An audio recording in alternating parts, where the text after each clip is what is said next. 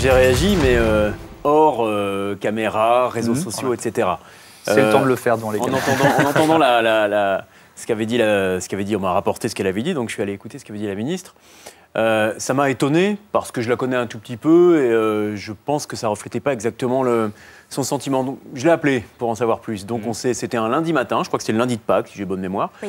Et on s'est appelé le lundi après-midi, on a eu une franche conversation où elle m'a dit, une forme d'évidence, elle m'a dit mais c'est vrai que quand on écoute France Inter, c'est pas comme quand on écoute Europe 1 et RTL, absolument, dont acte. C'était maladroit, on avait l'impression qu'RTL et Europe étaient, en tout cas, on a convenu un petit peu. L'un et l'autre qu'il n'y avait pas de désaveu de ce que font les radios comme RTL et Europe 1, et que si ça avait été perçu comme tel, ça n'avait pas à l'être. Pour moi, il n'y avait pas lieu d'avoir de polémique.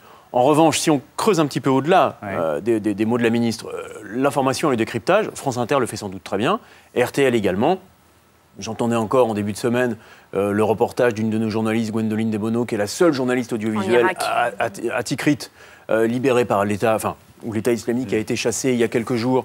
Jeudi matin, à l'antenne, le président de la Commission des Affaires étrangères de la Douma, le jour où Poutine s'exprime à la télévision pour son allocution annuelle. Oui, on est le sentiment de décryptage, j'ai pas franchement le sentiment que ce soit le monopole. L'info d'Europe ou d'RTL n'a pas à rougir face à celle de France Inter.